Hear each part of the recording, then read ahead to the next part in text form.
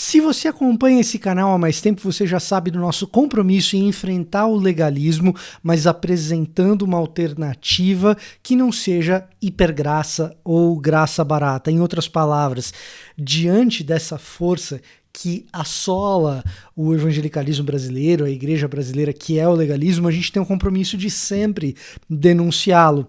Agora, o problema é que muitas vezes quando isso acontece, o que é apresentado é uma espiritualidade vazia de sentido, de propósito, de missão. Hoje, o nosso assunto é esse. É como Jesus apresenta uma alternativa ao legalismo. Como ele se relaciona com normas, regras, ética.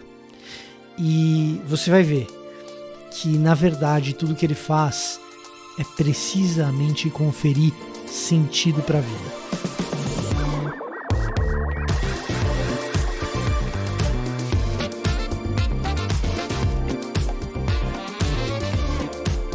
Olá, eu sou o Victor Fontana, esse aqui é o meu canal, ele pode ser um pouco seu também. Para isso basta que você se inscreva nesse canal, ative as notificações, deixe o seu like, o seu comentário. Dessa forma esse canal se torna um pouco propriedade sua também. E a você que é membro, o meu agradecimento de coração. Você já é mais proprietário do canal mesmo, você ajuda esse canal a chegar mais longe e eu convido você que não é membro a considerar a hipótese de se tornar, caso você confie no trabalho que a gente faz por aqui, tá certo? Bom, hoje é dia de falar Jesus, legalista, como assim? Da relação dele com a espiritualidade, com a ética e com aquilo que a gente convencionou chamar de missão. Para isso, a gente vai usar a Bíblia 365, que está aqui do meu lado.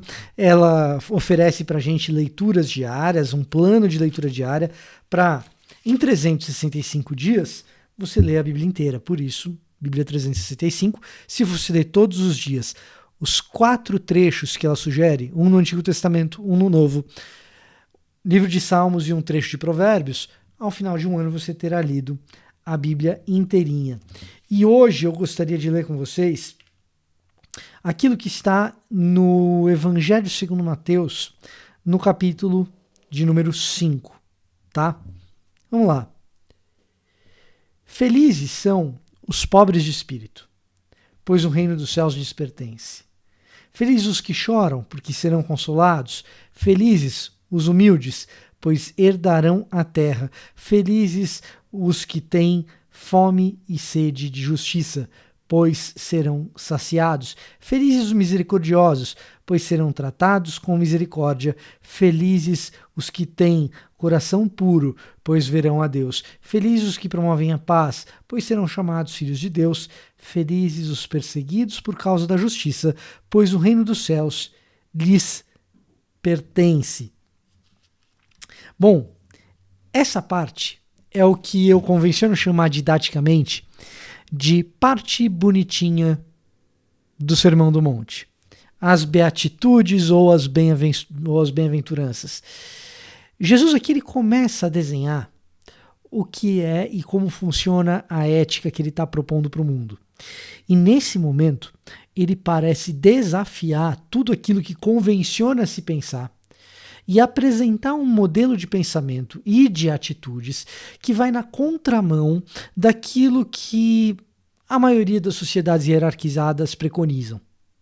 Então ele começa a dizer que bem-aventurados são as pessoas que são justamente aquelas que geralmente numa comunidade, numa sociedade, são as pessoas jogadas de lado. Pobres de espírito, gente que chora, é gente que enfraquece uma sociedade. E Jesus parece apresentar o inverso, um plano de ponta cabeça, que tende a nos agradar muito no contexto do século XXI. Tende a ser uma coisa que a gente enxerga como bonita. E lendo só as bem-aventuranças, a gente fica com o Sermão do Monte, eu diria, bonitinho, agradável, aprazível. É que a gente está em Mateus capítulo 5, dos versículos 3 até o versículo 10, são as bem-aventuranças. Toda aquela gente que é excluída, Jesus está dizendo, o reino de Deus é desses caras. Na linguagem de Mateus, o reino dos céus é desses caras, os pobres de espírito, os que choram, os humildes. Quem tem sede de justiça não viu justiça ainda, está sendo injustiçado.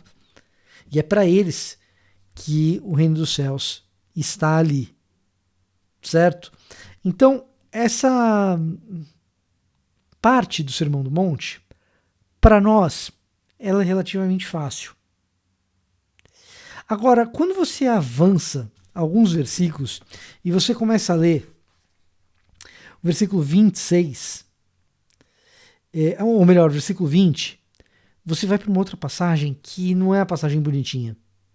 Eu os advirto, a menos que sua justiça supere e muito a justiça dos mestres da lei e dos fariseus, vocês jamais entrarão no reino dos céus. Vocês ouviram o que foi dito, seus antepassados disseram, não mate, se cometer homicídio estará sujeito a julgamento. Eu, porém, lhes digo que basta irar-se contra alguém para estar sujeito a julgamento. Quem xingar alguém de estúpido corre o risco de ser levado ao tribunal. Quem chamar alguém de louco corre o risco de ir para o inferno de fogo. Portanto, se você estiver apresentando uma oferta no altar do templo e se lembrar de que alguém tem algo contra você, deixe sua oferta no altar, vai, reconcilie-se com a pessoa e então volte e apresente a sua oferta. Do que Jesus está falando aqui?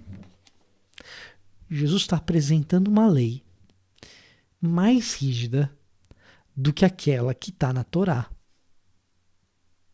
Mais estrita. E aqui, o discurso do Jesus bonzinho, o discurso do Sermão do Monte bonitinho, ele parece ir embora porque ele estava dizendo do reino dos céus para todos esses humildes, pobres de espírito, mansos que herdarão a terra. E agora o reino dos céus, ele exige, ele exige uma justiça maior do que aquela dos mestres da lei e dos fariseus. Ou seja, se já não dá para os fariseus e para os mestres da lei, imagina para nós. Imagina para o pobre de espírito. Isso leva algumas pessoas a imaginar que aqui Jesus está fazendo aquilo que Paulo faz em Romanos com a lei. Ou seja, evidenciando a nossa incapacidade de alcançarmos a nossa própria salvação, para que então ele nos ofereça a sua graça como o único meio da gente poder viver. Aliás, essa é a interpretação clássica que uma boa parte da tradição luterana deu para essa passagem. Jesus não está sendo legalista aqui, pelo contrário, ele está apresentando para aquelas pessoas o fato de que justificar-se pela lei é inalcançável. E existe um teor disso aqui no texto, sim.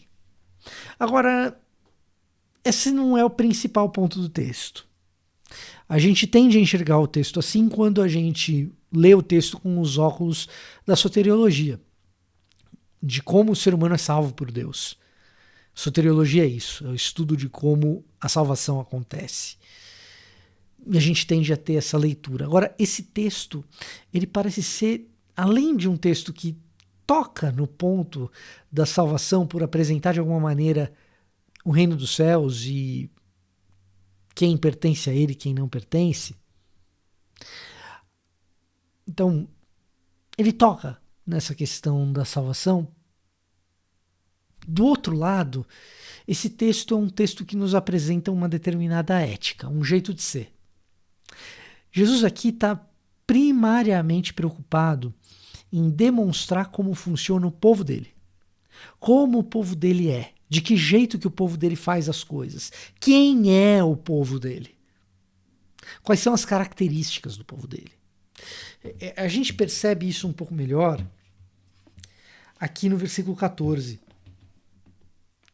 Vocês são a luz do mundo. É impossível esconder uma cidade construída no alto de um monte. Não faz sentido acender uma lâmpada e depois colocá-la sob um cesto. Pelo contrário, ela é colocada num pedestal de onde ilumina todos que estão na casa.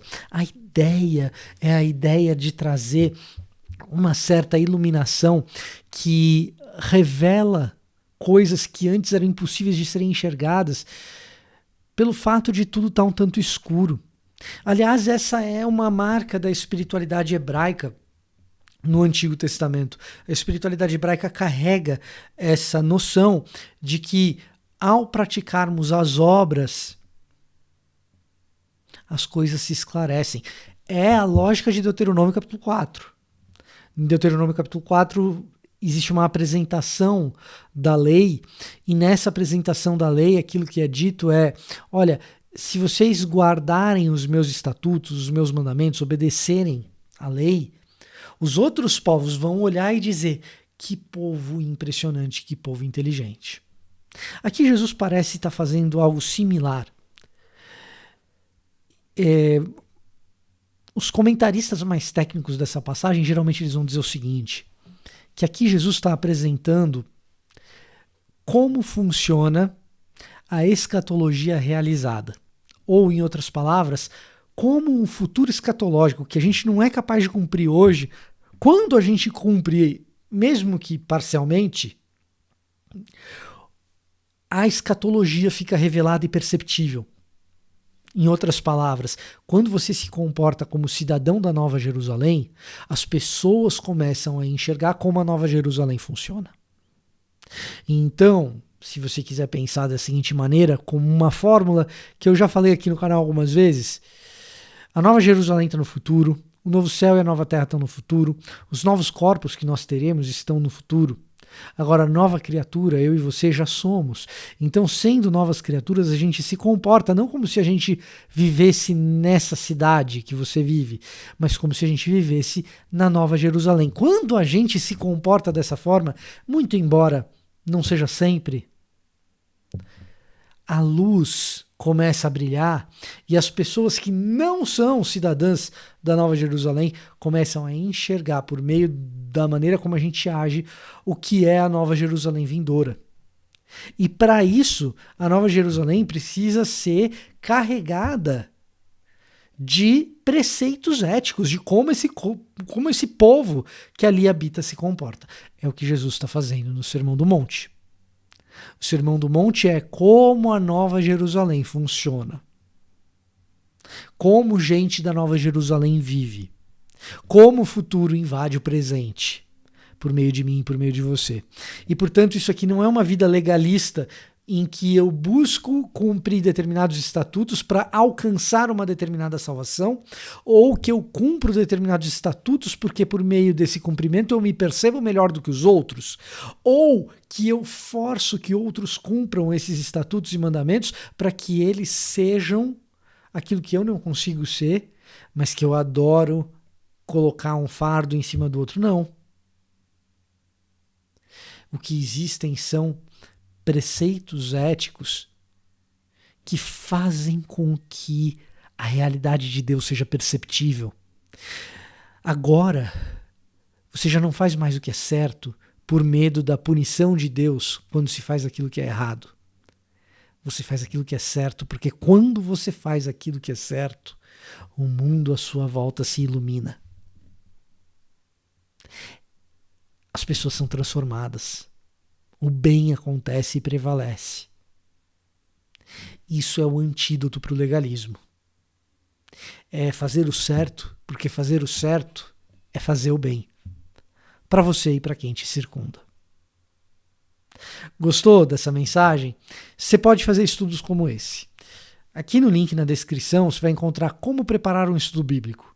É um curso que eu ofereço para que você prepare estudos a partir do texto bíblico, assim como eu faço aqui no canal. Claro, a prática faz com que a gente melhore muito. Se você comparar um estudo meu do começo do canal com agora, você vai perceber que muita coisa melhorou.